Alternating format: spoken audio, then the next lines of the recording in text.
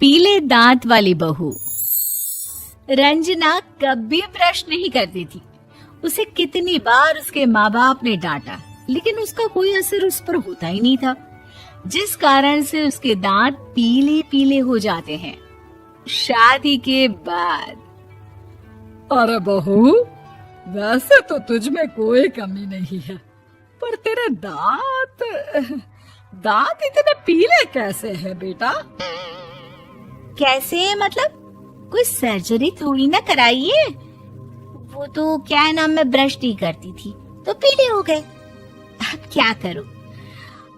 आप कहे तो लाल करवा लूं या फिर काले? यार ये क्या है, क्यों माँ से लड़ रही हो? लड़ रही हूँ?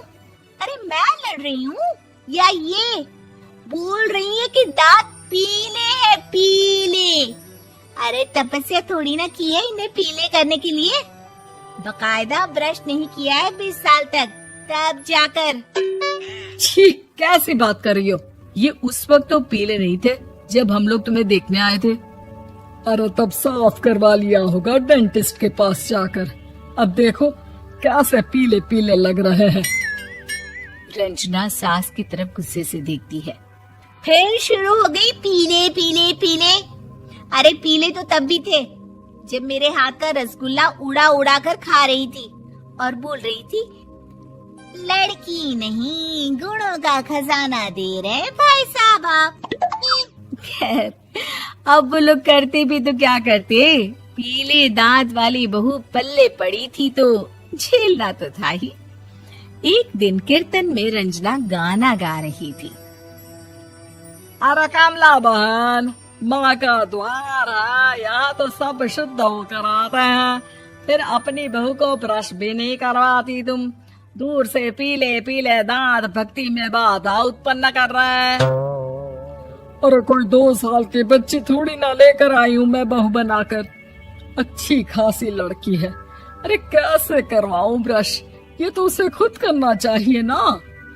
अब माँ बाप तो इसके जैसे तैसे निपटा दिए, ये नहीं सोचा कि सास कैसे संभालेगी। सास बहू को लेकर घर आ जाती है, लेकिन सोच लेती है कि अब इसे लेकर कहीं नहीं जाएगी। अगले रोज बहू कहती है, अरे क्या हो गया, मंदिर नहीं जाना क्या? कीर्तन का वक्त हो रहा है। मेरी मधुर वाणी से कान्हा जी जागते हैं और सोते हैं। आप तो जानती है ना उनकी भक्ति में कितना मन लगता है मेरा। वो क्या है ना, तबीयत ठीक नहीं लग रही है मेरी, आराम करूंगी मैं।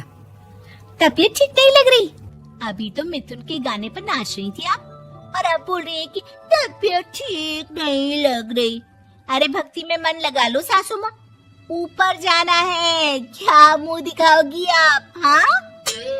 सास को बहू की बात पर गुस्सा आ जाता है।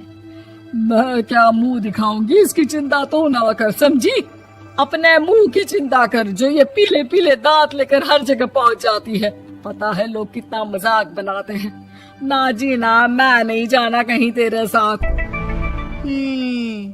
तो ये बात है। कोई ना, मत जाओ, मैं अपने कमरे में ही बैठकर भक्ति कर लूंगी। ऊपर वाला दांत थोड़ी ना देखता है, मन देखता है, भावना देखता है। और अरे बस बस, तू सब कुछ दिखा, बस ये सफेद चमकदार दांत ना दिखाना किसी को, है? जा यहाँ से। बहू को सास की बात का कोई फर्क नहीं पड़ता। वो तो जैसी थी वैसी ही रह जाती है। सुबह नहाकर किचन में खाना बनाना, फिर खाना खाना, कीर्तन भजन करना और सो जाना। एक दिन, माँ जी मैं सहेली के घर जा रही हूँ, शाम को लेट आऊंगी। हाँ हाँ, तो जाना, मैंने कौन सा तेरी आरती करनी है घर पर बैठकर। रंजना सहेली के घर जाती है, जहाँ वो पार्टी में जाने की तैयारी कर रही होती है। अरे शिखा, कहाँ जाने की तैयारी कर रही है? मैं गलत वक्त पर आ गई क्या?